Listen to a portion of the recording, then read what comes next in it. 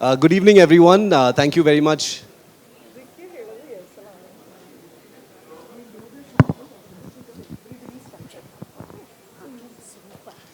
Good evening, everyone. Thank you so much for being out here today. I know weekends are very precious, so thank you all for taking the time and being here. I usually hate sessions that start with a show of hands, so let me start with a show of hands. uh, we obviously, Vishnu and I are going to be talking about something that we've been talking about non-stop for the last 2 months, and we are not tired of it. Okay, so show of hands. How many of you think that in Operation Sindoor, it was India that hit Pakistan first? Okay. How many of you think Pakistan managed to do a great deal of damage here in India? And how many of you, show of hands, want me to stop teasing you with these questions and actually answer some of these things? Okay, so 10 questions that Vishnu and I have listed as part of this FAQ, which we will try and answer. And Vishnu and I have agreed also that we will leave at least 15 to 20 minutes towards the end for questions, because even while I was standing outside, people were already asking us questions about Operation Sindoor, and I said, can you please wait for the session? Operation Sindoor obviously needs no introduction, but I will just very quickly not assume that everyone knows. It was a 4-day conflict in which, after the Pahalgam terror attack, India conducted historic deep strikes within Pakistan, destroying multiple terror infrastructure and many airfields, forcing Pakistan to come to the ceasefire table. So I'm going to start by asking FAQ question number 1, and I'm sure all of you are looking at this absolutely marvelous picture behind us here, which has become the face of Operation Sindoor, and Vishnu is obsessed with this picture, and he'll tell you why in just a moment. But Vishnu, FAQ number 1, how did Operation Sindoor begin, and why did it escalate so rapidly? 4 days is nothing. 4 days is a blink of an eye when it comes to warfare. How did things start, and how did they escalate so quickly? Well, it started as a result, Shiv, of Pahalgam, and one of the worst terrorist attacks, perhaps the worst one since the Chittisinghpura episode, in which 36 Sikhs were brutally murdered in Jammu and Kashmir.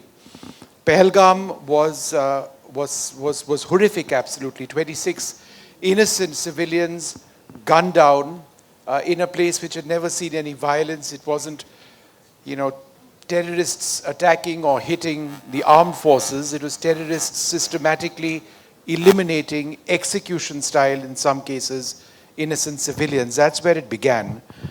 But Op Sindoor was a response to that, and I think it became quite evident for all of us who've covered national security for decades now that India was going to retaliate. A precedent had already been set in 2019 in Balakot, and 2016 in the surgical strikes.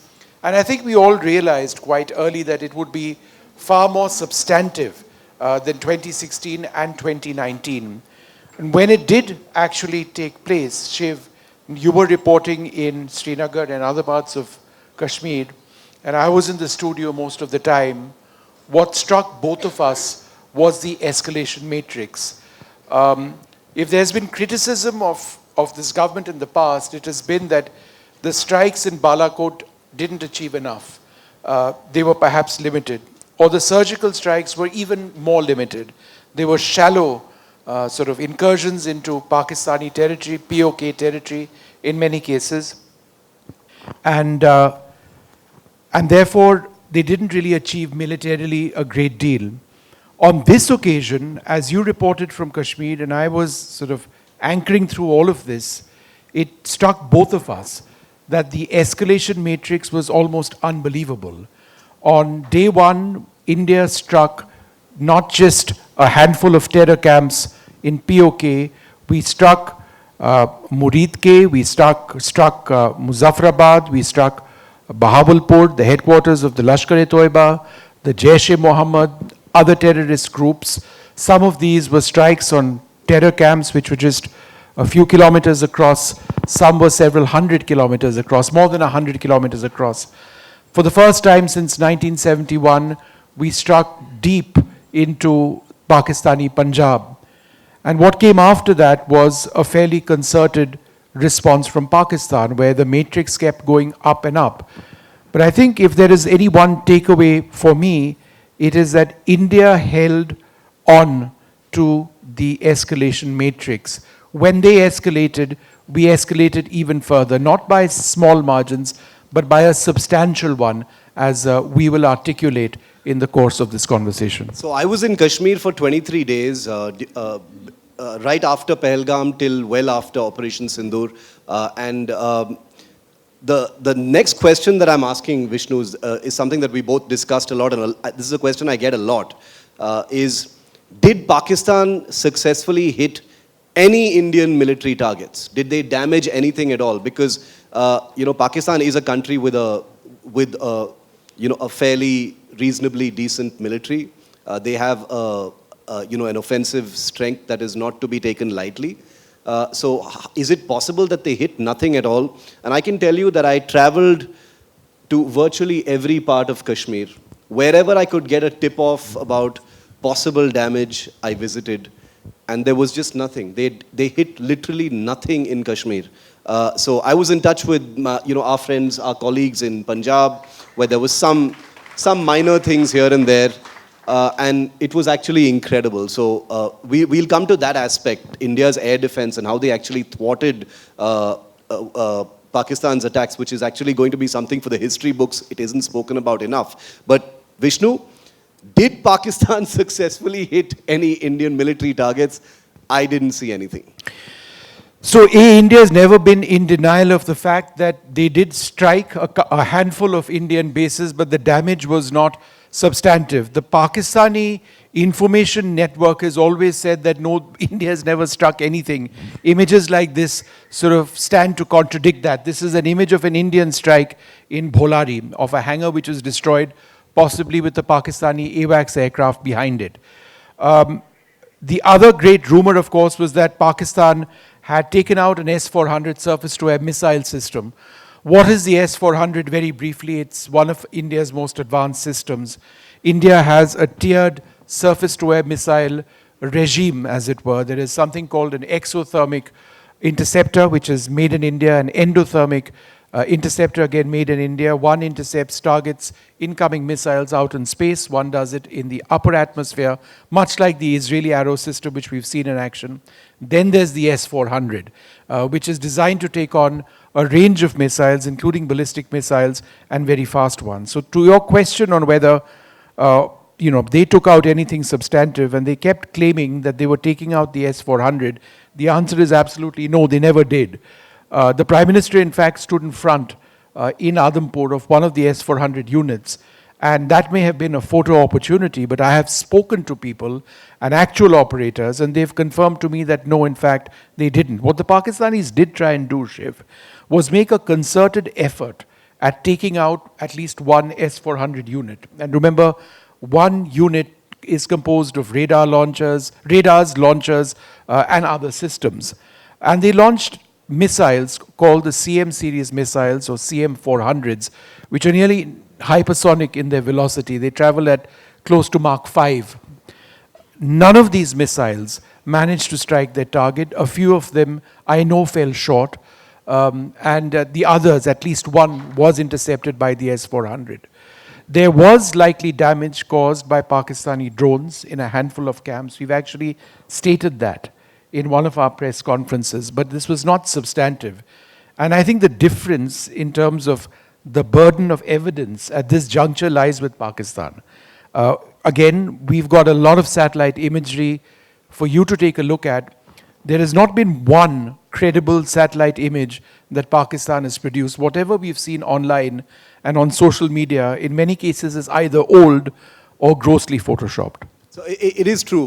When Vishnu says that, it's not like Pakistan didn't try to attack and hit Indian bases with missiles. They sent a lot of drones. During my live coverage, there was a drone attack happening live right behind me in Srinagar. when I was on the banks of the Dal Lake reporting, there was a drone that literally got shot down and fell into the water right behind me.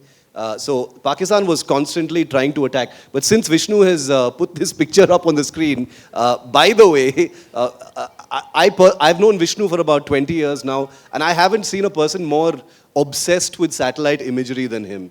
Okay, he sees satellite images in ways that I don't think anybody really does, even our intelligence community. So I just want to point out one thing.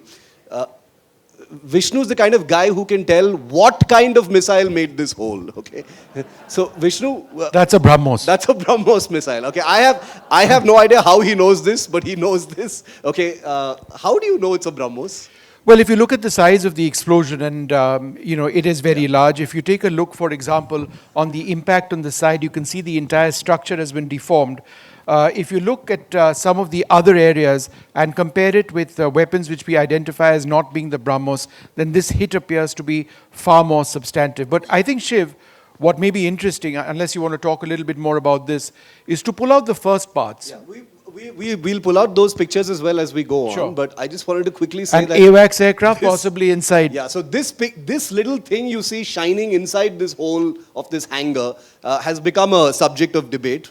Is that an F-16? Is that a AWACS? AWACS is Airborne Warning and Control System. Those are those large jets with big radars on their heads, which are used to keep an eye on enemy aircraft and movements and things like that. So fascinating image, and Vishnu has written thousands and thousands of words about this one little frame from the Bholari Air Base in Pakistani Punjab, which I think has become representative of Operation Sindoor, because this is, I know all of you see it, but I think it's important to point out that this is an incredible precision strike. This is a missile that has been launched, and since Vishnu has confirmed, and I believe him, that it was a BrahMos, it was launched from a Sukhoi 30 fighter flying hundreds of kilometers inside Indian airspace, launching this missile and going and hitting with that kind of devastating accuracy into a hangar of an airbase in Pakistan.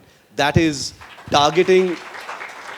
That is next level targeting. I mean, I don't even know how they could do that, and it's you can only imagine how complicated it is. But Shiv, that's a critical point that you're mentioning. And I think for me, one of the big takeaways in terms of the military operations has been the accuracy of the Indian strikes. If weapons like the BrahMos go astray, then the possibility of collateral damage is absolutely huge. But all of the attacks that we are going to be showing you, whether they were drone attacks or attacks by massive missiles like the BrahMos, were entirely precision. It's not easy for a missile to fly at Mach 3, fired at a distance of perhaps even 400, 500 kilometers, to hit a target like this while being probed by electronic warfare systems of the Pakistanis. To get hits like this, and there are several, again, we'll show you these images, it is quite something, and it's fairly unprecedented in terms of the evolution of military technology in the Indian subcontinent. And just a small fun fact before we go to the next question is that the Sukhoi 30 fighters armed with the BrahMos are based in Tanjavur in Tamil Nadu, not all the way north. So they flew from here, they went all the way there, unloaded their missiles, and then probably flew back. So amazing aircraft. The next question is, it's the most tricky question. Most people don't want to get into it. Vishnu and I have gotten into constant trouble for taking this question head on. I got into a bit of trouble because I tweeted about it when I was in Kashmir, and then I deleted my tweet, and all sorts of things happened. Shall we ask them what the question is? Does anybody? I heard someone say it, but yeah. Okay. See, everyone knows this is a very tuned in audience. So the question is.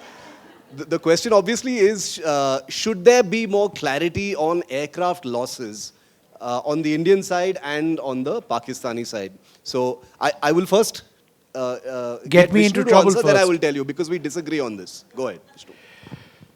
It's a difficult sort of question to answer simply because our military doesn't want to answer that question beyond stating that yes, there have been a loss of an aircraft or possibly aircraft, but all of the crew members have survived. Now that information is entirely accurate in terms of loss of lives. India historically, to the best of my knowledge, has never not recognized the loss of a soldier, airman, sailor, anyone in combat. It's reported on the same day or within hours, as soon as the family is informed. So they've said that there was no loss of life. That's number one. Number two, about the platforms themselves. India is caught, as are many nations, in a situation like this, in an information warfare zone or space, which is played out on social media, where a winner is partly decided on the basis of what the public sees the military action to have achieved. In a scenario like that, where there is psyops taking place on Twitter and other social media in a massive way, our government believes that to talk extensively on the number of aircraft that has been lost or potentially lost is something which would give the Pakistanis an upper hand in a psyops game. Now, that may not be a good enough answer for any of us, or certainly not for me, because I do believe there needs to be an answer to that question. These are national assets. But this is the thinking, and I believe there is merit in that thinking, and I'll tell you why. If you look at Israel and Iran and what has been taking place in the last couple of weeks, if you were to ask the Israelis on the percentage of Iranian ballistic missiles which pierced their ballistic missile shield and hit targets, and therefore to give us clarity on the efficiency of the Arrow missile system, would they answer that question? The answer is no. Because again, there is this information battle that is played out where you don't want your adversary to actually know. If you look at Ukraine and Russia, and that's a war I've covered from the ground on 3 occasions, quite besides being in the studio, if you are to ask the Ukrainians about the true loss of lives on their side, till date, there is no accurate number which is actually released. Or if you were to ask the Ukrainians to reveal their military losses by type, right, there is no accurate number which is believed to have been released. In a scenario like this, in a democracy like ours, it is natural for us to want or demand that transparency. But remember, there is this fog of war situation which plays out on the internet, and that is the reality we cannot get away from, which is why, at the moment, they haven't got into specific numbers. So the reason why Vishnu and I disagree on this point is a fundamental one. I believe that there should be transparency on this fact because, and I want to add a disclaimer here that, people with the most opinions on war have the least to do with the actual fighting, including myself. So it's very well for me to sit here and say, no, let's just announce losses, it's no big deal. But I strongly believe, and I've put a lot of thought into it, that given what India achieved, I mean, please look at this picture, right? And this is just one of, 111 pictures that Vishnu sourced of the damage, where we paralyzed an entire country's air power and made them come to the talks table. What is losing 1 or 2 fighters, right? Yes, they are national assets. Yes, we must be accountable to the taxpayer. Yes, it is desirable that we don't lose anything, but war is a dangerous, risky, and dirty business. There will, of course, be damage. Now, I'm not saying I know for sure what we lost. All I'm saying is that I think in terms of psychological operations, we fell into a narrative trap for Pakistan. For Pakistan to lose fighters, it's a big deal. They are economically crippled. If they lose 1 or 2 fighters, it genuinely means something. But for India to meet these kinds of war objectives and still lose a few fighters, I don't think it was such a big deal. We are not hyphenated with Pakistan. We will never be like Pakistan. We are not equal to Pakistan, even if we want to be, and no matter what Trump says. And therefore, falling into that, you lost this, we lost this, I don't think it was necessary. We lost some fighters, but please look at this picture, That's what I really feel. But one last point in terms of psychological operations, and Vishnu and I were live during this entire situation. We were reporting live when Pakistani media, and then Al Jazeera, and then I think one of the respected British media, were reported that India's first woman Rafale pilot had been shot down and taken captive in Pakistan. And you had really, this was not fringe media, respected journalists in Pakistan and in the UAE and in the UK reporting this. And I was watching this, gain a lot of traction, and Vishnu and I had a word about it. And then I was really frustrated because the Air Force was telling us off the record that this wasn't true. But I was like, how can you let this story, become bigger and bigger and bigger? This is a ridiculous story. If it's not true, you should deny it. So then I had an idea, and I said, listen, why don't you guys just let me speak to Flight Lieutenant Shiv Singh, who's based in Ambala, because if she's not captive, she's obviously safe and in Ambala or wherever she is. Let me have a chat with her, if possible, even a video call. And then I'll put it out on Twitter. I'll say, hey, no, she's not in Pakistan. She's in Haryana. Relax. She's very much safe. She's very much on our territory. And we did that, and the story died immediately. So I was able to speak to her. I said, you're safe, you're in Ambala? Okay, fine, done. And I put it out. So, psychological operations is not always, some kind of complex instruments and doing all kinds of things. I think sometimes it's just about information and sharing it at the right time. And we've got a long way to go as far as that is concerned. Vishnu, the other question is how Operation Sindoor actually began. Sindoor, the Pahalgam attack we know about, but Operation Sindoor, as you all know, began with airstrikes not on Pakistan military establishments, but on terror targets in Bahawalpur, in Murid Ke, and several other places. Were these symbolic attacks, or did we actually damage terrorist infrastructure? Is that question. So let's get out those images to answer that question. As well, yeah. We've got the terrorist camps. So let's Shiv. Now this is a story which we broke, I think, 4 or 5 days back. This is actually of Kotli Gulpur. This was a camp which is located approximately 40 kilometers west of Rajouri. This entire structure was one which was used by some of the top Jaish-e-Mohammed terrorists to actually visit and plan operations. It was part of a jungle warfare training camp. I had a picture with a broader view, and it's actually completely in the jungle. It's a well-financed outfit. They were recruiting from within this particular area. This is a 112 feet long structure. This picture, in fact, is a world exclusive. Nobody else has produced this other than NDTV. What has hit? Let's ask Vishnu, what has hit? So this was a loitering drone. Not a missile, so a drone basically. And there were two structures over here. This was the second one. This was the first one. They were all struck on the 7th, approximately, by loitering drones. Again, that marks the evolution of conflict in the subcontinent, with the use of drones actually achieving a great deal. But let's move to the next image and show you a few other hits. Now this again is an image. It's from the 29th of May. So this is POK. This is Pakistan occupied Kashmir. Yeah. Shortly after the strikes actually ended. Op Sindoor incidentally is not over as yet. I mean, the government says that if something happens, that continues. This is in Muzaffarabad. Muzaffarabad is a densely populated city. This is about 40 kilometers away from the line of control. This particular structure was identified as a Jaish-e-Mohammed training facility. And what was important about this strike, again, we've got a larger picture of Muzaffarabad itself. It's just this and one more target in Muzaffarabad which were hit. Again, this, I'm not sure, but I do believe that this was another drone strike. It is just this and not any number of buildings anywhere else. Again, for a long time, and I've spoken to former corps commanders of the 15 Corps which look after security in the Kashmir Valley, that this strike was really, really important when it went through. But there were other bigger ones as well.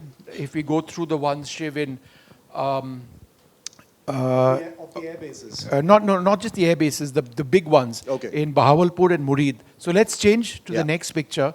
This is Bahawalpur. This is one of the most striking images. I believe that this was a missile strike which took place. This was a Jaish-e-Mohammed, Bahawalpur is the headquarters of the Jaish-e-Mohammed, the city in Pakistan. In fact, this is believed to be the headquarters of the Jaish-e-Mohammed.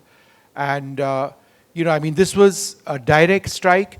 The weapons went in What you don't see, and we've seen it in separate pictures, that inside it's completely obliterated, everything over there. Let's move to the next picture. This is again of that site in Bahawalpur. It wasn't just that one area that dargah that we saw, it was a couple of areas. This is on the 2nd of May. This structure is intact. This is part of the previous picture. And over here, after a strike has gone in, this you can see it's different. You can see that it's you can see the impact of the strike quite clearly over here. All of this is rubble, and this structure has been quite badly damaged. And finally, I think we've got one more picture in this terror sort of part. This is Muridke, headquarters of the Lashkar-e-Toiba. On the left, this is an image from before the strike on the 9th of April. This is on the 7th. And this red building has been entirely destroyed, the structure on its side. Again, these were important hits, and these were not symbolic by any means. You can always make the point that, you destroy buildings, but you don't kill terrorism off, which is an absolute fact. And in the case of Pakistan, terrorism, Shiv, is linked to the ISI, which is linked to the Pakistani military. It's linked to their institution. But the fact of the matter is that these were proper terrorist targets, and they took out many of them. And I'll tell you the reason why, many people ask, and this is a very good question, that, okay, so, a few missiles or some drones have hit a few buildings and you've damaged them. What's the big deal? You can rebuild these in a few weeks. It's just, cement and bricks and things like that. It's not a big deal. And even if you kill a few, a handful of terrorists or 10 or 20 terrorists, there's no shortage of terrorists in Pakistan, so what's the big deal, right? That supply will continue. So it is not the effect, but it is the intent that is the message. What you're seeing here is rubble, but the larger message that sinks in is that missiles can hit precisely and with devastating accuracy at a moment's notice anywhere in Pakistan. I wish we had that map, Vishnu, of where all India actually struck. And it is actually a very compelling map because there was no part of Pakistan, north, south, east, west, in every part of Pakistan there were, there was damage inflicted, because the message being sent out by the Indian Air Force was basically that no part of Pakistan is safe, and in a matter of just a few minutes or a few seconds, if the provocation is enough, missiles will be in the air and they will hit their targets, as we've demonstrated even in densely populated cities like this. The next question, and we're almost out of time. I don't think we'll be able to finish all our 10 questions, because I did want to leave some time for audience questions, because I already saw some hands going up at the back when we were talking. But that's why I kept you in the last order. Oh, we can continue. Okay, great, super, awesome. In that case, you'll have to stop us. Yeah, we just won't get off. You'll have to serve dinner here. But okay, so Vishnu, how did India choose the air bases that it struck? I think that was the most impressive part of India's strikes. Once we went beyond striking or taking out these terror targets, 9 of them at least, 9 locations, but multiple strikes possibly in many of those locations, there was an escalation. And that escalation is what we all saw play out on television, on social media, places like Amritsar coming under drones and possible drone attacks or attempted drone attacks, Firozabad. In fact, there were hundreds of drones which the Pakistanis brought into Indian territory all the way from Siachen to Bhuj on day 2 and day 3. And once they started doing that, and once they started targeting our bases, to try and make an impact, what India did was move up the escalation matrix. And that sent a huge message, which ultimately resulted in them coming to the ceasefire table. Shiv alluded to this point a little while earlier on, but I think it's important, and I mentioned this before I forget and it doesn't come up. When India struck those terror camps, which I showed you images of, we reached out to their Director General of Military Operations and said, look, we have done what we need to do. We do not intend to escalate that. That Director General of Military Operations came back immediately and said, no, we, Pakistan, will retaliate. And they did retaliate, or they did attempt to retaliate. After about 108 hours or so, that Director General of Military Operations called up our Director General of Military Operations. The first call was in the early part of the day. That call didn't go through. There was a connection issue. Then at 1 p.m. in the afternoon, they decided that they would speak. They spoke, I think, shortly after 3 p.m. in the afternoon, where the Pakistani general, that same DGMO, who told us, look, you know, we are going to hit you, we aren't interested in what you have to say, that same man said, no, we want a ceasefire, we want to come on to the table and we want to end it. To which we said that end it now, it ended 2 hours later. Now, that is the sequence of events which took place, and it took place because of the next set of images, that, you know, what Shiv was referring to, the hits on the air bases. Now, this is that same close-up of Bholari, which I was showing you earlier on. This is an earlier image from the 27th of April. You can see the entire intact hangar, and this is that strike image of which you saw the close-up a little while earlier on. Go to the next image, please. When Pakistan saw that its assets were being taken out, for example, in Sukkur, this was earlier believed to be a UAV storing facility. Drone base, yeah. But in fact, I've got some new information on that, Shiv. This was actually an ammunition dump. And I think one of the most interesting aspects of the picture, to give you an idea of the extent of the devastation, is what you see actually outside the structure which was hit. This is what it was earlier on when it was intact on the 3rd of May. On the 10th of May, this entire area is blackened, it's been flattened, but here there's been a huge forest, a huge fire inflicted to the scrub over here. That shows that, you know, in terms of detonation and in terms of the intensity of what took place post the explosion in Sukkur, it was quite extreme. Let's go to the next image, and that image is of Rahim Yar Khan. I think this is Shiv's favorite image. There was a tweet about... You know why. Look at the second picture. That's a missile right in the middle of a runway. And I don't think they've been able to fix this. So the Was this Rahim Yar Khan or Noor Khan, which they haven't fixed as yet? They haven't fixed yesterday? either. Right. But that's because it's taking a long time. And Rahim Yar Khan is where the no-fly zone has been extended now for the 11th time. They still don't want anything near this base because they still haven't been able to fix it or fly anything away from it. This looks really small. It's actually 8 meters in width. And we don't have a precise idea of the depth, but I'm told it is extremely deep. They've not been able to fix this as of yesterday. They've issued another NOTAM, or notice to airmen and sailors, saying that, look, this runway doesn't work. Just 1 or 2 more pictures before we get back to this conversation. This was Noor Khan Air Base. Noor Khan is Rawalpindi, right next to Islamabad. This is what really rattled the Pakistanis. It really rattled the Pakistanis when we were striking at Rawalpindi. What you see over here, pre-strike, April 25th, let's focus on the area inside here in yellow. And you see what appears to be 2 buildings. They aren't buildings, as Shiv said, these are trucks. And there are awnings on both sides which are open. This was a command and control facility, possibly of drones. Now, whose drones were they using? Turkish drones. Now, it is speculation whether there were Turkish operators or not. It was alluded to yesterday by the deputy chief. But this is a command and control facility which was destroyed completely, and I believe by another BrahMos strike. This entire area completely destroyed at Noor Khan. Do we have any more images? We do. Jacobabad, we saw that image from Bholari earlier on. This was another BrahMos strike, believed to be a BrahMos strike. Massive, taking out another hangar. What India has not claimed officially is, you know, we believe we have taken out X, Y, and Z inside this hangar. We haven't got enough evidence of that at the moment, so they've kept quiet. But these strikes have taken place. And again, I make the point that the Pakistanis haven't come out with any evidence or satellite imagery which they've procured. These are publicly sourced images, right? Maxert is, and it's not just Planet Labs, there are other providers as well. They just don't have the evidence so far. Do we have any other images? 2 images? All right. That's a close-up of Jacobabad. And the final... Is that an aircraft inside, Vishnu? No, so see, that one doesn't know. Okay. And I think there's one final image.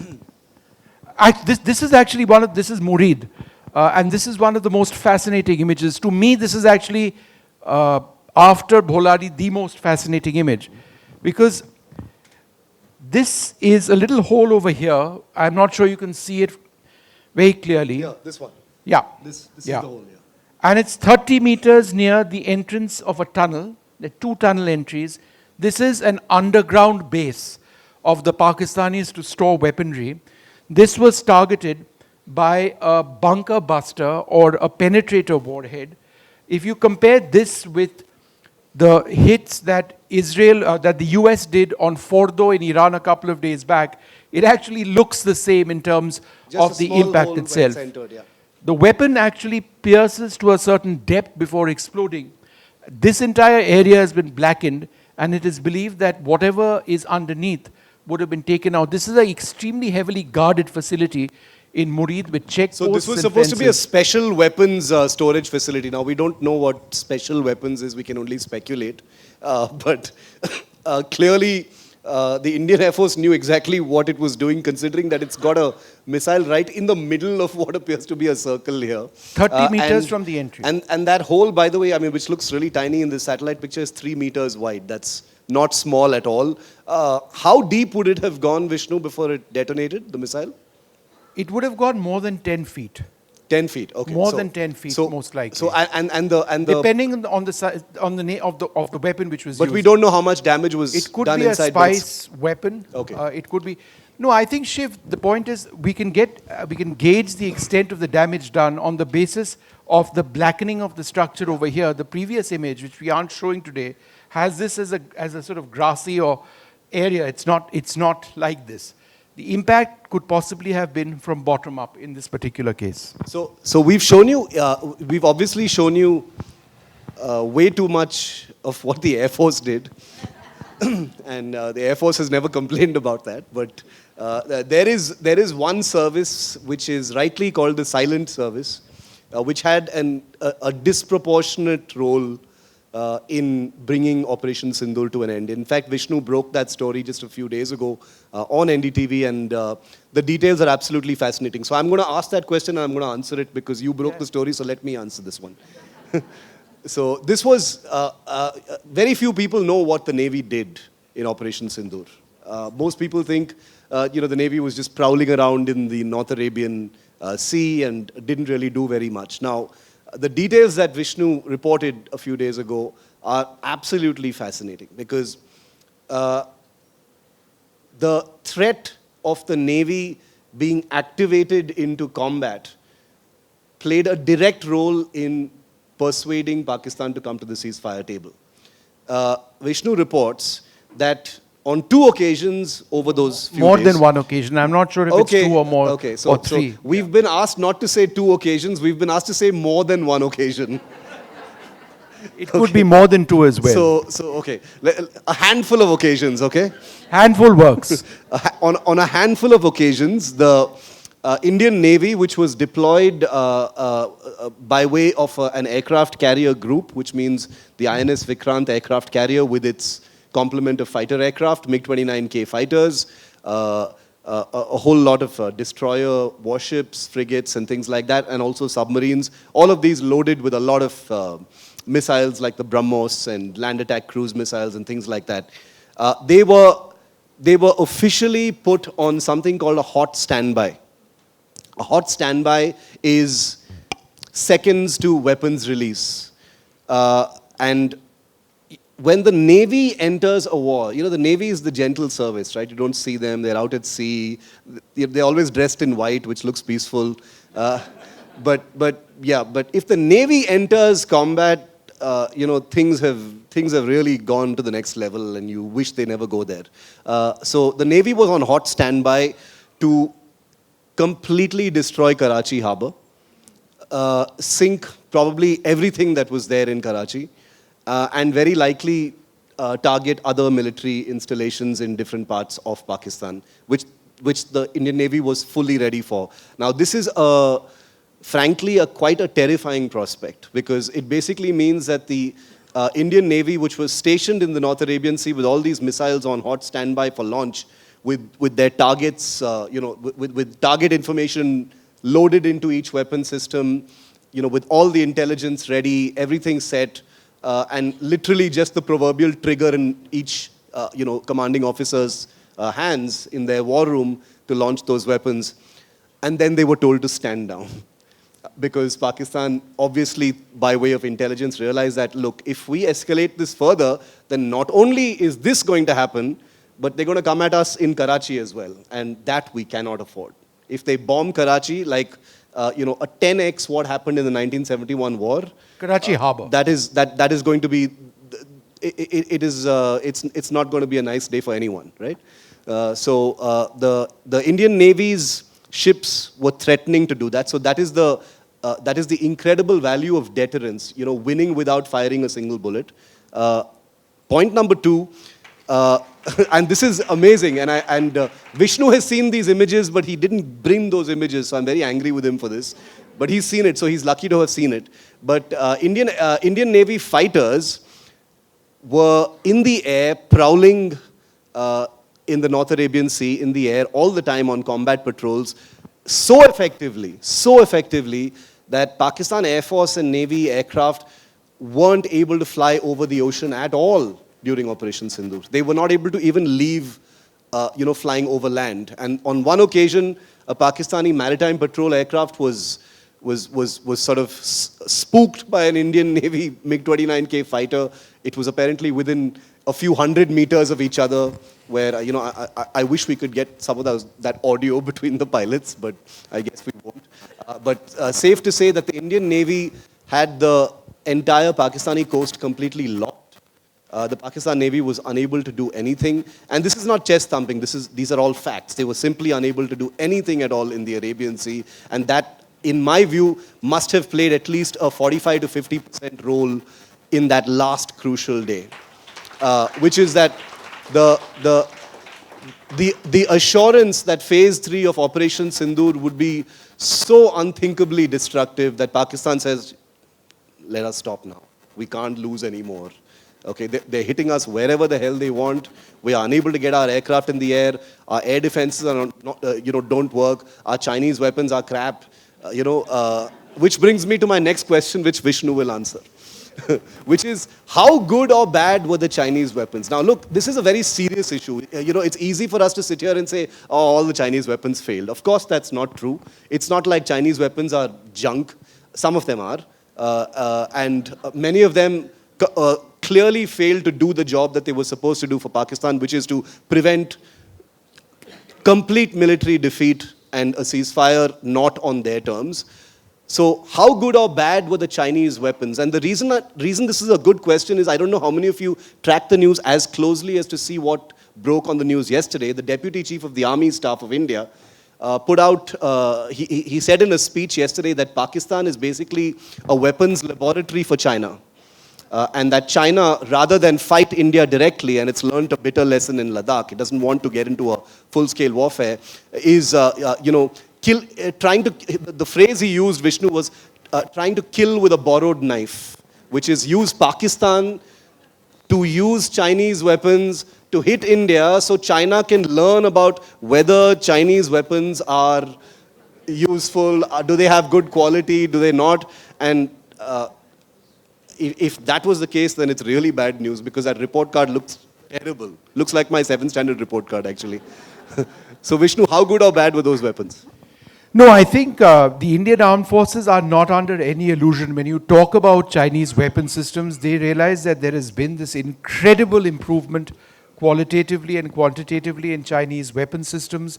Whether or not they succeeded in the context of a 108-hour war or not, we can't entirely say. But I think there is a recognition that in terms of the ranges that their air-to-air missiles are flying, their surface-to-air missiles are flying, the fact that they've got a data link system where information to target, for example, an aircraft by another aircraft, data sharing through that works effectively. They've got a data link. They call it the Link 17. It's been integrated with the Pakistan Air Force. So I think it's difficult to say whether they would. You need to understand the quality of the operator also. If the operator is poor, not trained, if they haven't been given the order to engage at the right time, then weapon systems don't work. So I think it's important to fully appreciate and value. That's Vishnu's polite way of saying that Pakistan messed up. So that's one part of it, Shiv. But I think the other part of it, and that links up to what you were saying about the deputy chief, is an important thing. Because he shared yesterday for the first time that when those ceasefire talks were taking place, which I discussed a little while earlier on, their Director General of Military Operations was telling our Director General of Military Operations, we do know about the presence of certain vectors of yours. Vector is another way of saying weapon systems. And, you know, can you please move them away so that we can get around to the business of a ceasefire? So in other words, they had real-time knowledge on the positioning of our weapon systems, where they were located, whether they were primed, whether these were aircraft, or, for example, ballistic missiles. One will never know, but they had this. And this information was being shared with Pakistan through and through. And equally, he spoke about the role of Turkey. Turkey has armed Pakistan with drones. Shiv saw one going into the Dal Lake in front of him. That was not a very successful moment for that particular system. But they were potentially, I use the word potentially, trained Turkish drone operators in Pakistan at the time of Operation Sindoor. And even if they weren't, they had a huge role to play in arming Pakistan and training their personnel. So I think 2 points over there. A, one should never dismiss the potential of Chinese weapons. B, we face a huge problem when it comes to China. And absolutely, as Shiv said, they were using Pakistan as a laboratory to gauge the efficiency of their fourth generation aircraft, various missile systems, and the data that they would have collected, not just in terms of the performance of their weapons, but also in terms of how India reacted, is something they'll be analyzing right now. One small anecdote from the border before we throw it open to questions, Vishnu, unless you want to jump in on that last point, which is that when I visited a place called Kupwara, which is North Kashmir, on the line of control, I kept going there because that's where most of the fighting was happening on the ground. To close up the point on Chinese weapons, there was constant shelling taking place over there, and the intelligence that was gathered from the Indian side by the Indian army was that a Chinese artillery system called the SH-15, which is basically a truck with a gun on it, had been deployed there. These are fairly new guns. They'd been supplied to Pakistan only a few months to a few years ago. So this was the first time they were being used, and apparently China was very keen that Pakistan uses them because China hadn't really tested them properly themselves. So it's like, please push them to the border and start using them because we need to see whether they work or not. So they pushed them there, and obviously they were there are no terror camps on the Indian side, obviously, so they had to target civilian villages, and there was a lot of damage in Tangdar and places like that. And 2 days later, when I went back again, it wasn't the SH-15s that were doing the firing. There were smaller medium guns that the Pakistanis had deployed on the border. So I asked one of the army guys who we were in touch with over there what happened. And this is of course all anecdotal. This is not to say that something was wrong, but they had to pull half of those guns back because many had suffered barrel bursts. There were issues with ammunition jamming. There were maintenance issues. There were grease leakages. Apparently, one of those systems had exploded right there, killing 6 people. So obviously, this particular Chinese system was of very, very poor quality, and the Pakistanis had to learn that the hard way in a place where the Indian army was really, really hammering them back. So, like I said, war is a terrible business, and here you had China literally forcing Pakistan to use these weapons, which simply didn't work for them. And therefore, I think Pakistan being a laboratory for the Chinese should be a learning lesson for Pakistan as well. Vishnu, if you want to add anything, you can, or we can open it up to questions. Shall we open it up for questions? Yeah, let's open it up for questions.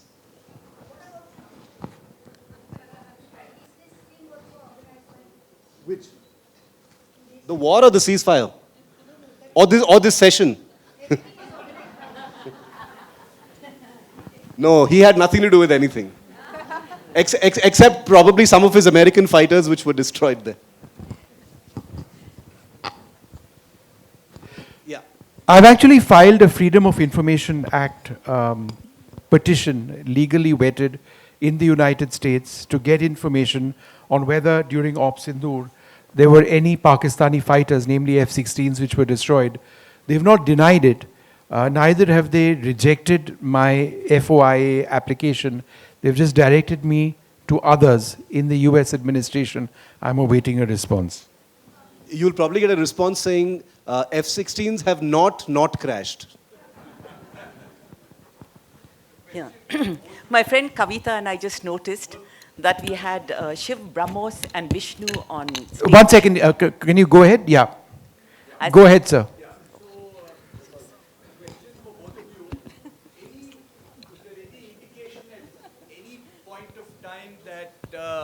The conflict could escalate or faint chance of nuclearization of the conflict? Or was that never on the table at any point of time? So there was this entire conversation on whether India had struck the Kirana Hills, which was near the Noor Khan base, right?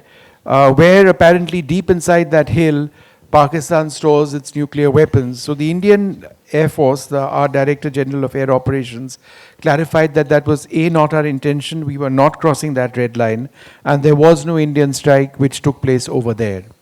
I do believe, and this is something which is confirmed, that J.D. Vance, the US Vice President, did speak to Foreign Minister Jaishankar and the Prime Minister as well, where it was conveyed that there is a very strong possibility of this getting out of hand unless that situation was sorted out.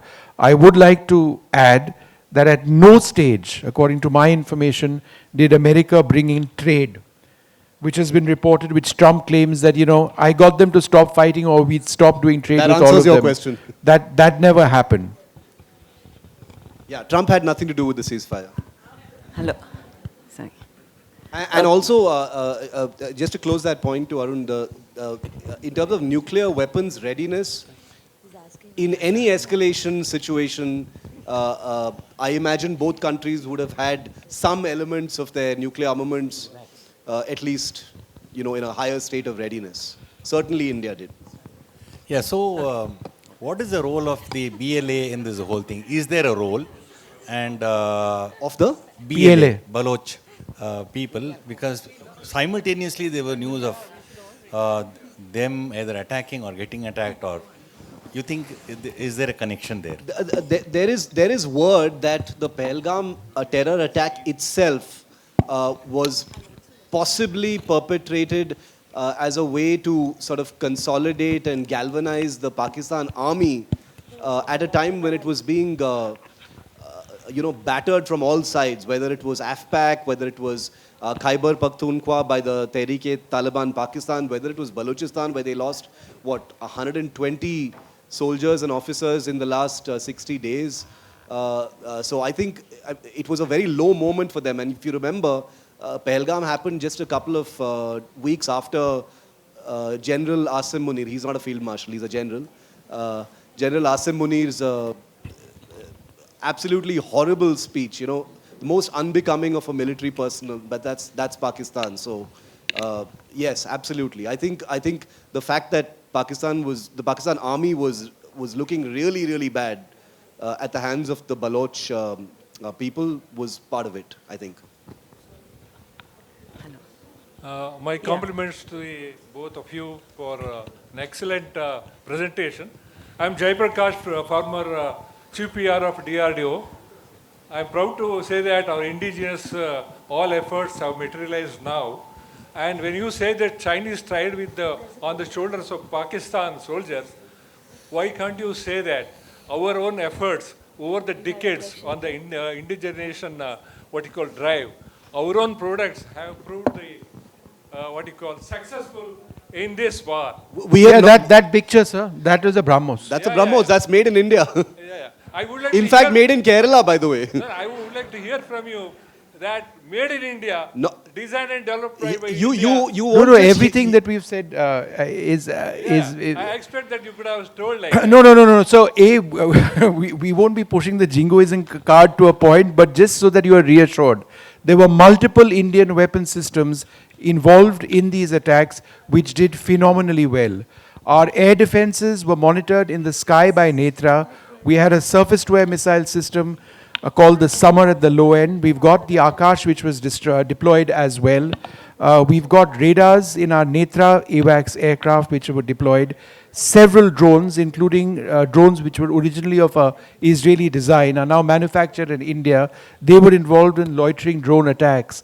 So at this stage, it's no longer a question of were Indian weapons involved or not. The induction of Indian weapons is now, far beyond that stage of were they there or are they there. They are completely there. The BrahMos being the finest case in point. And not just, and by the way, I think you might be mistaking us. It's not only will we say that Indian weapons were used, we've both done extensive coverage of it. On the ground of those Indian weapons, Vishnu was in Jammu and Poonch, where he was with batteries of some of those Indian weapons. And please don't forget that apart from all the missiles and the drones that you see that are made in India, INS Vikrant, the pride and glory of made in India, an entire aircraft carrier made in Cochin, was out there forcing that ceasefire. We built it ourselves. Hey, can I have a question. Yeah, my friend Kavita and I noticed that we had BrahMos, Vishnu, and Shiva on stage. So He made a meme. He made a, not a meme. He does this. He's fiddles around with AI and automation, and he's a very skillful editor. Besides, and so he actually put Vishnu, Shiva, and BrahMos in one picture. We've tweeted that out a while back. We are in touch with the BrahMos people to go to their office and take a nice Trinity picture. So my question was, where does Operation Sindoor go from here? Will we be fighting Pakistan as a Chinese proxy or as an American proxy? We'll be fighting it as a global sponsor of terror. Whether it is Chinese or Turkish, it doesn't matter to India. Those are details. Dr. S. Jaishankar and the Defense Minister just a couple of days ago have said on the record, this is not my opinion, they have said that India, and this might sound vanilla, but it's a very big deal for an Indian minister to say this. India reserves the right to conduct preemptive strikes inside Pakistan. Yes. Not reactive. Preemptive strikes, which means if there is intelligence, not after an Uri attack or after a Pulwama or after a Pathankot or a 26/11. Preemptive, which means we might hear about Indian attacks potentially in Pakistan without knowing, hey, why did we do that? We may not even know why that happened. So that's what it is. Those are the new rules of engagement. Thank you. Shiv, I have a question. Hello. I have a question. I don't know. No, I think if we are, as a nation, under attack from terrorists, we retain the right to maintain our territorial integrity. We can't wait for an attack and people to be killed before we take action. If there is information, and of course it's a challenging thing to be playing this game, then we have to have the ability of doing preemptive strikes, but ones which make a difference. And also, India, of course, is a country with a rule of law and has diplomatic obligations. But just in my personal view, the United Nations is the same organization where Pakistan became co-chair of the anti-terror panel 11 days after Pahalgam. Yeah. So, Can we please?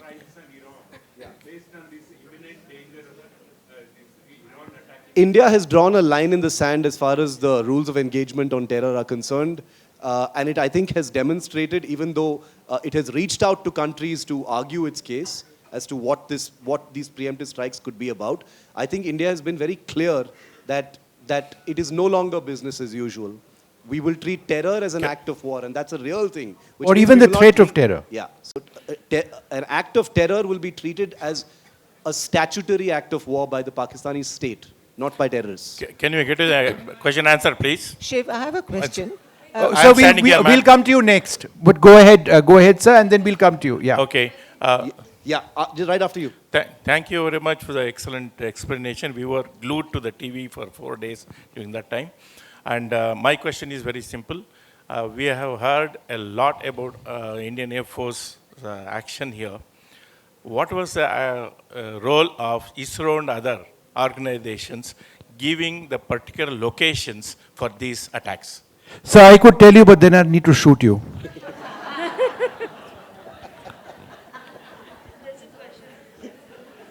Yes, sir. I have a question. Shiv, I have a question, and Vishnu, don't know you. but Ma'am, it's- ma'am, he's been waving his hands. I'll come to you next. No, sir, one question. Oh, God. We'll getting a mic for you. Thank you. You said most of these terror camps have been destroyed, but as I've read some reports, these terror camps are being rebuilt. Yeah, 100%. I answered Right? that question. I We told you answered what that. the message was. Yeah. So it's not been a remedy. I told you what the remedy is. The remedy is please feel free to rebuild. We will destroy it again in minutes. Okay. Then the second question is, according to press reports, nothing else we can have access to, none of the Air Force planes crossed the international border. They didn't. It did not, right? According to the press report. And yet, we did lose some aircraft that must be within our own soil. How was that? No, so let me explain. And modern air warfare, and particularly the air conflict that we've seen, not just now, but also during Balakot, a day after the 2019 Indian strike on Balakot, is some of the most advanced and sophisticated fourth generation air-to-air warfare that the world has seen, where we are seeing two near-peer air forces engage each other at standoff ranges, in other words, beyond visual ranges. Think of the international border and the line of control as just a line. No one needs to breach that line in order to fire, for example, an air-to-air missile, which has a range of 200 kilometers. Pakistan operates something called the PL-15. We operate something called the Meteor. You don't need to cross Pakistan to hit targets there. They don't need to cross over into India to hit targets here, unless you're using a drone, and there are also certain types of drones which have far shorter range, which is why we saw those drones all over, Srinagar, Firozabad, Udhampur, Adampur, etc., etc. And as far as surface-to-surface missiles are concerned, or air-to-surface missiles are concerned, the premise is the same. With a range of 400 odd kilometers, a BrahMos missile can be fired from deep within Indian territory to strike well into Pakistani territory. So you don't need to cross the line of control or the international border. It's tempting to think of the international border or the LOC as a kind of wall. It's just airspace. It's just fighters flying wherever they want. So missiles can cross without hitting anything. Good evening. Yes, Raya. Yeah, Shiv, Ma'am, go ahead. Yeah, and Vishnu, Mr. Som, do I call you Vishnu? So I have to speak. Okay, so the question is the information warfare. Now, what is the need to tell everything to India, to everybody? Because, and let me just preface myself, because, when the French, Monsieur Macron, the president, he said, "Nous allons vous tuer chez vous," which translates into, "We'll hit you in your house. Ghar mein ghus ke marenge." So why do we have to tell everything to us, like transparency beyond a point? I don't think it makes any sense, because, look at the NATO, they do what they want. Why do we have to go around telling the world what we're doing?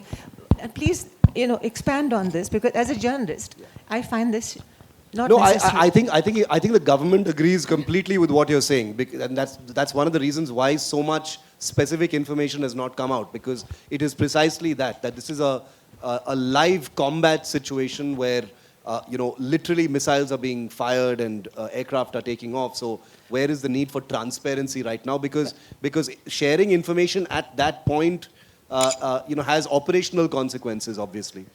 My point about the aircraft losses was a different one. It was not about operational. It was not about we're a democracy and therefore we should be transparent. I was just saying that if we, from a narrative perspective, get combat losses like that out of the way. I don't say do it then, but do it at some point. We're 2 months after Operation Sindoor. Getting that out of the way shows that India is above a few combat losses because of what we did in Pakistan. We achieved our military objectives.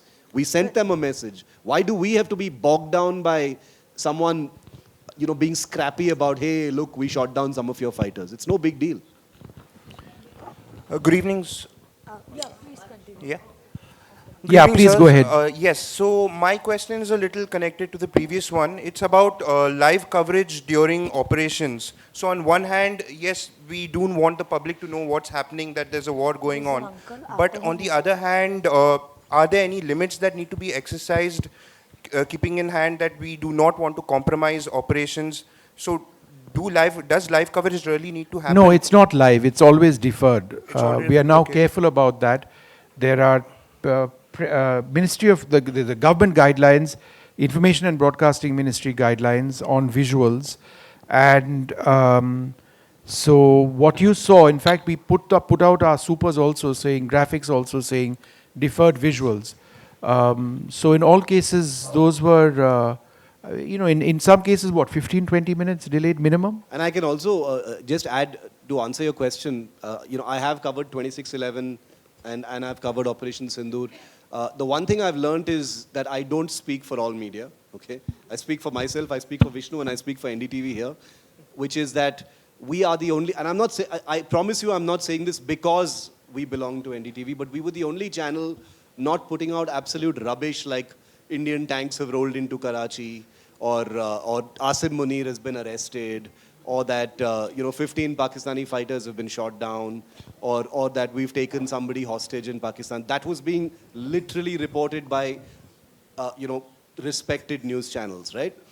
And we were not doing it. And I welcome you to watch Vishnu and me during that 8-hour. We were live for 8 hours during that stretch on the 7th of May, where Vishnu was in the studio. I was on the ground in Uri and in Srinagar, where Vishnu and I were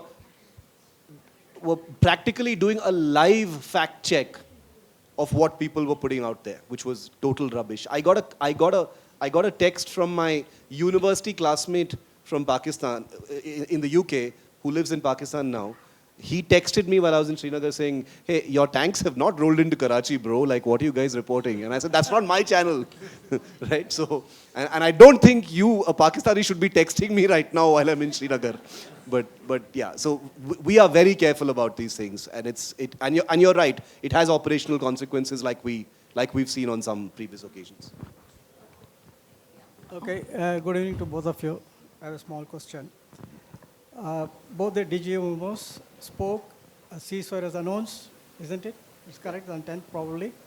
After that, there was a ceasefire violation by Pakistani drones. Yes. Is it correct? Yeah, there were Not a couple one. of ceasefire violations. Ceasefire violation by Pakistan after the agreement of the ceasefire. But fortunately, it ended in 48 hours. Otherwise, Operation Sindoor wasn't coming. Yeah, but what I was asking was, if an there end. was a violation, why didn't we act? I think the sense was that the information that I asked this question that I was given is that very often forward deployed soldiers with drones, these were primarily Pakistani drones which were coming in, may not have gotten the orders, or there may even have been differences within the command and control structure of the Pakistan army and certain units which delayed the ceasefire coming into place. But India was not going to be watching this endlessly. Pakistan was really pushing its luck. Unfortunately, there wasn't anything larger, and I don't think the Pakistan Air Force was deployed at all at that stage. So it's good that it ended when it did. So there were very likely, like Vishnu said, there were very likely some drones already in the air when the ceasefire was agreed upon. And it takes a few hours to call back the dogs of war, right? You can't calm everything down instantly. It takes a while to stop everything. So there was some sporadic firing that took place at the LC. There were some drones in the air. I remember me and my media colleagues in Srinagar, we were about to go out and buy a bottle of wine and like celebrate ceasefire. After 22 days outside in the sun, we finally get to sleep more than 2 hours in the night. I was taking a shower and we hear the L-70 gun right outside our hotel start firing again. And we said, oh man, it's not over. And then we came out and Vishnu and I were live for the next 3 hours on the drone strike in Srinagar. So, yeah. I think with that we can come to the end of this program. Prithvi, over to you. Sorry. There were lots of hands up, so Vishnu and I are here. We can are answer here. your questions. Unless you have time compulsions, we can take one or two. Okay. We can go on. I mean, we're happy to. Okay, 2 more questions. Yeah. Thank you so much. Hi, good evening to stealth bombers and the bunker busters. So maybe let's stick to Op Sindoor. Otherwise, that'll be another 24 hours we Yeah. can talk about that. Yeah, okay. Any other question? Op Yeah. Sindoor related? Yes, Over sir. here. Yes, sir. Please go ahead. I have also was watching the whole operation live, whatever was being shown on TV.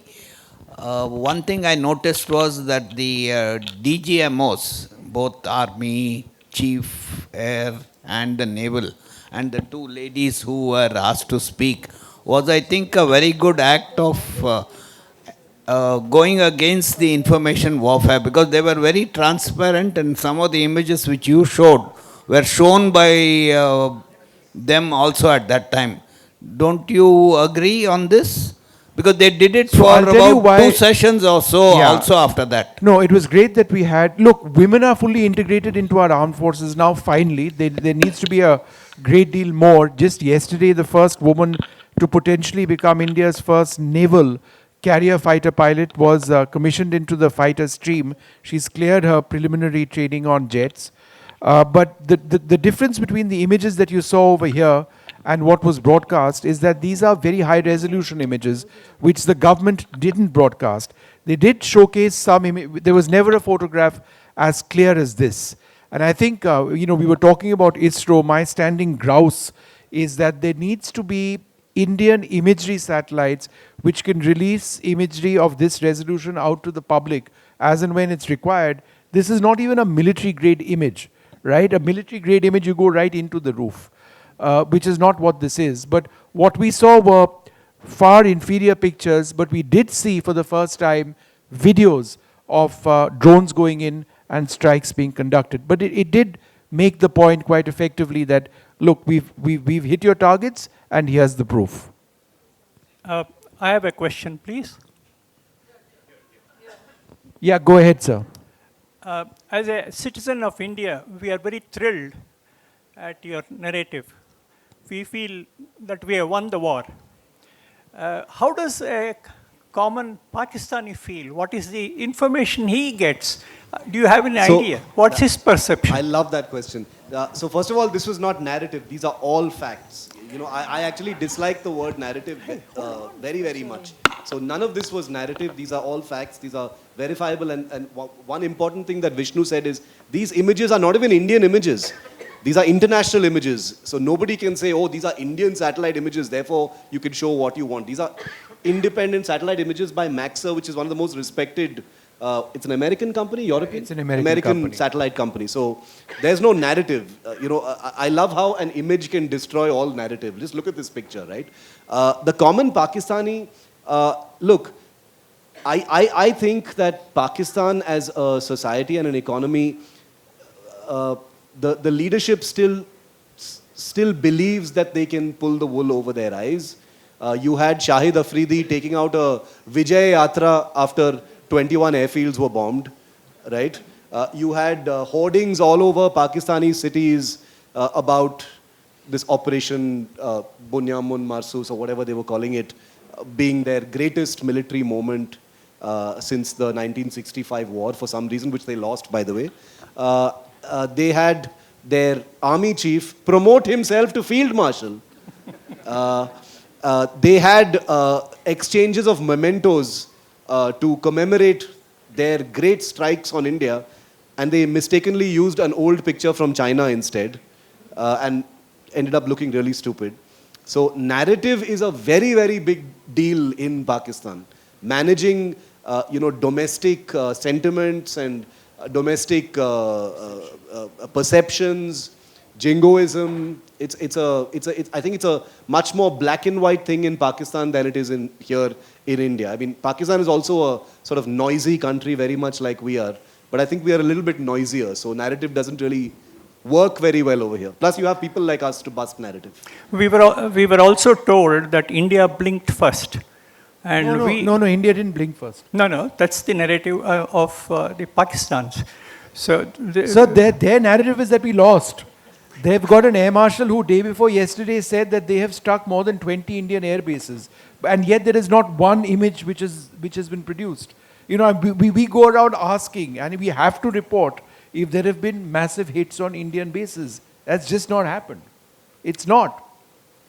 It's show me the picture of the damage. And it's not that we've denied it. We have said that there have been some strikes which Pakistan connected, but these were minor sort of hits. A drone sort of landed within the premises, which is of a military cantonment or a huge airfield, air base. It is not militarily significant. You cannot hide significant damage to This a is military significant airfield. damage. None of this happened. It is not possible to hide it because China, unlike India, has high-grade military imaging satellites. Those images would have been all over the internet. And Maxer would have provided us images of Indian hits as well, Pakistani hits on India as well, if we asked for it, which I would have asked for. I did ask for. And none were there to be shared. So it's not only that India didn't blink first, but Pakistan literally, I don't want to use a more impolite word, but they requested this ceasefire.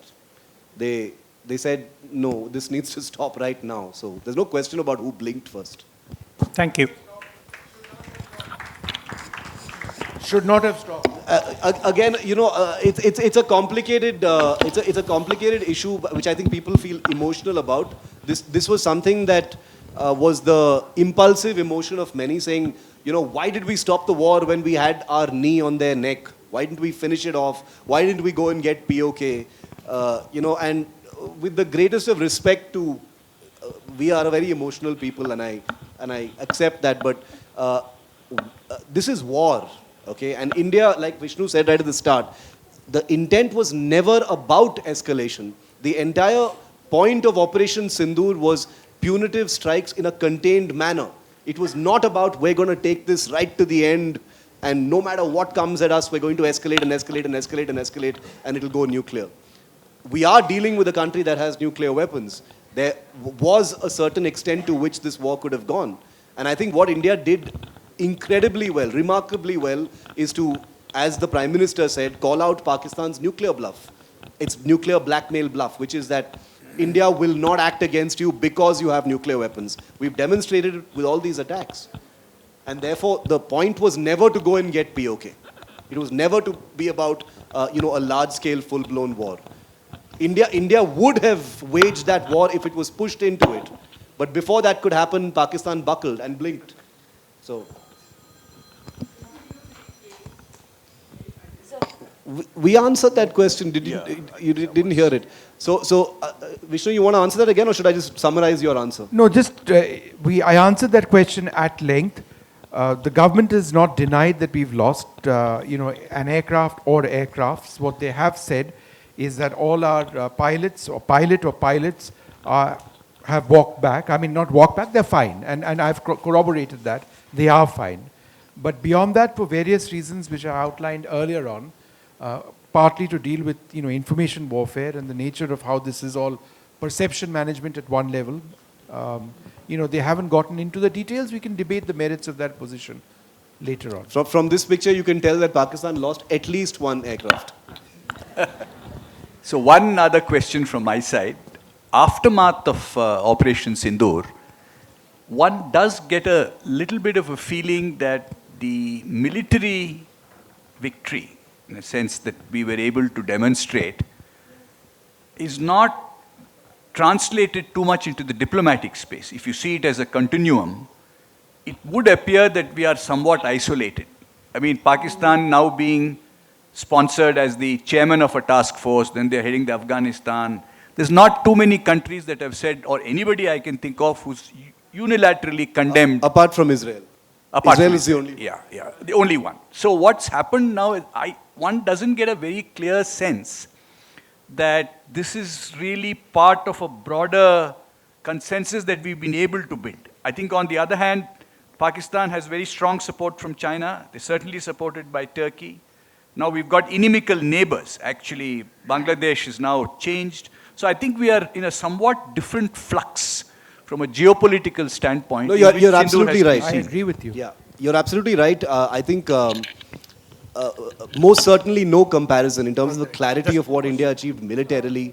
I don't think has translated into the diplomatic sphere at all. We've seen what happened in the United States. Even if we can explain that away as,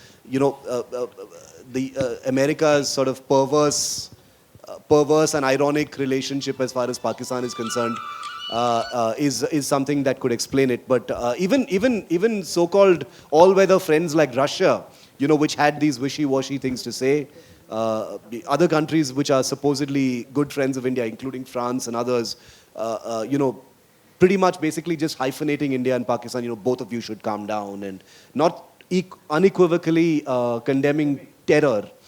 You saw that at the Shanghai Cooperation Organization. Not that anyone expected it to be different, but Pahalgam didn't even find a mention, which is why Rajnath Singh refused to sign that document. And then you had Trump hosting Asim Munir for lunch after the G7 and things like that. So yeah, there's a way to go as far as diplomacy is concerned. No, I have no question. It is a pleasure and a privilege to listen to you both. Wonderful, extremely factual. I saw you last night on TV, so I was wondering, is you going to come to Mysuru? And you are here, both of you. It's wonderful, and a big thank you to Shubha and her team. Thank you. Thank you. Thank you. Thank you. Can I get one question for you? I'm here. Yeah. China factor, that Chinese are backing them. There are some information on the social media, where people are saying that they found US soldiers in Rahim Yar Khan. The Noor Khan, which is close to, and they were not allowing their Pakistani scientists and personnel to come inside. Is there any truth in this? So it's an interesting thread. There are American end-use monitoring teams who are permanently deployed in Pakistan to track their F-16 aircraft as part of the agreement that they have signed for those weapon systems. End-use monitoring of American weapon systems given to the Indian Navy are also part of different agreements, but again, end-use monitoring is there. It's part of American law. Certainly there would be American contractors present at many of those air bases. On the larger question about who controls Pakistan's nuclear assets and whether America actually does, I don't think Shiv or I would know either way, but there is a lot of speculation that Pakistan's nuclear assets are secure, possibly because of American involvement.